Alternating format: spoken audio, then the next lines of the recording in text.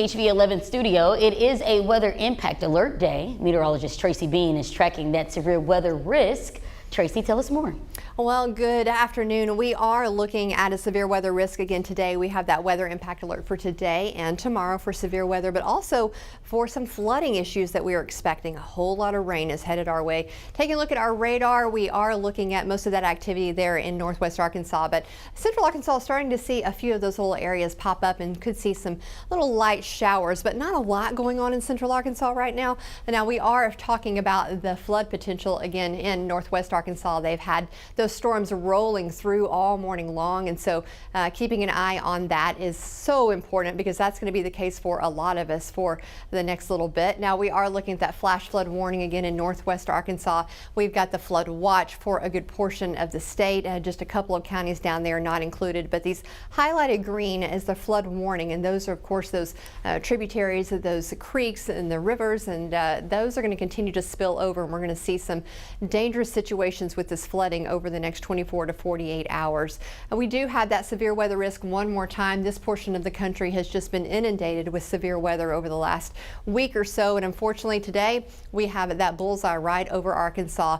That moderate risk, that 4 out of 5 just on either side of that, enhanced 3 out of 5, and then of course that slight. But the entire state today is going to see some form of severe weather and heavy rain. Looking at the severe outlook, what are we expecting? Well, between tornado, hail, and winds, those hatched areas are increased as far as the intensity, and we're looking for strong tornadoes that could be long tracked, EF2 or higher in that hatched area for those tornadoes. And again, hail large 2-inch or greater, and the winds have been upgraded as well, and we could see some areas that are 60 mile an hour or greater again as it pushes into the eastern portion of the state, starting to see things just a little bit more. We're watching this frontal boundary. Whether you're north or south of it's going to make a big difference here today in what you receive. We'll talk a little bit more about this coming up in my forecast in just a few minutes.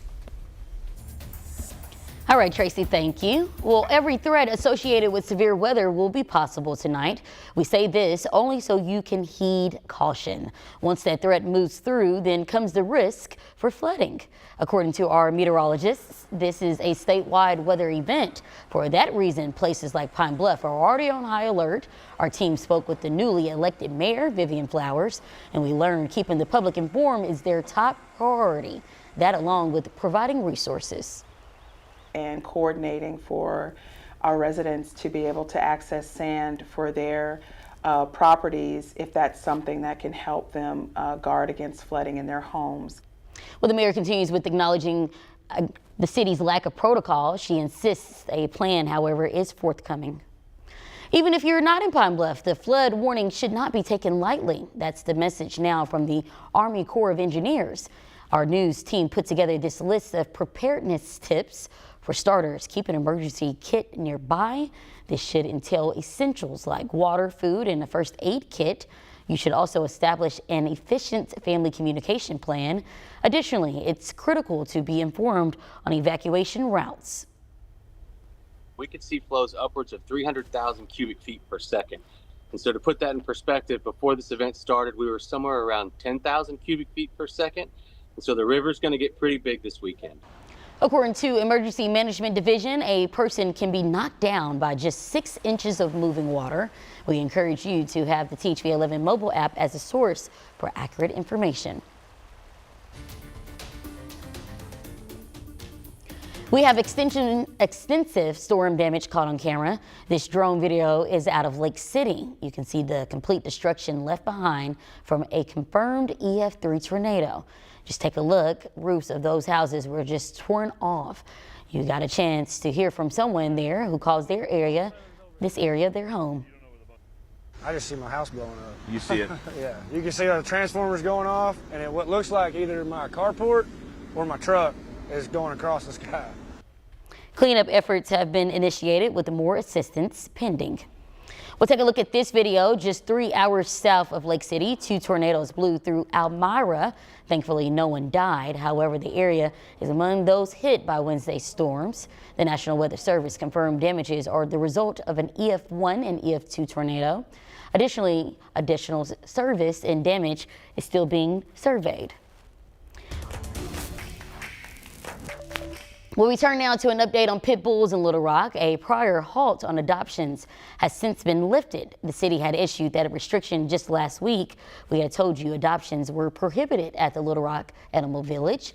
A lawsuit, however, challenged that rule. According to the mayor, adoptions can resume, but with new guidelines, one of which being the consideration of liability insurance.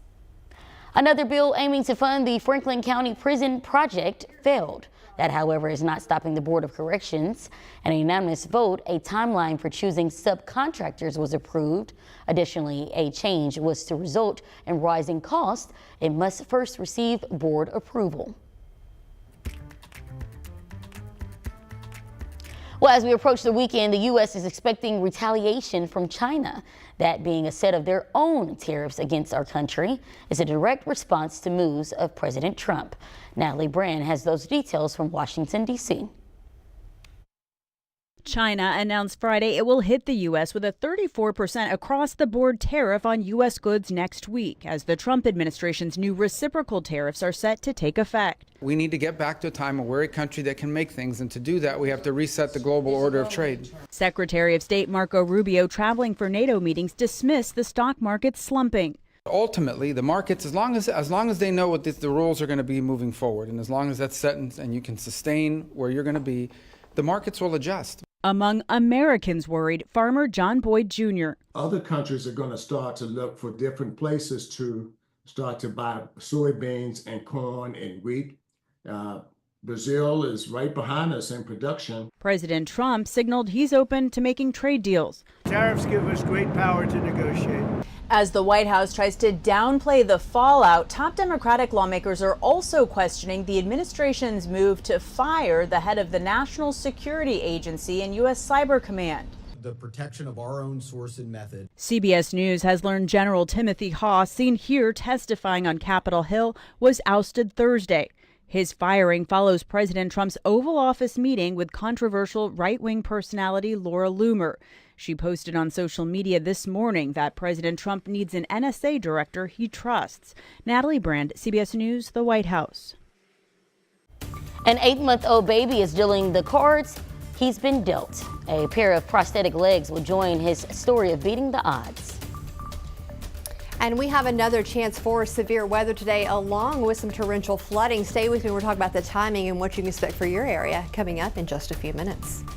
Well, here's your afternoon stream lineup on THV 11 Plus. At 1 o'clock, we have an episode of In the News. Then our Weather Impact team is live at 2:30 with extended weather coverage. That's followed by Getting Real at 3:30, then THV 11 News at 5. You won't find this anywhere else. Download on your TV and watch for free.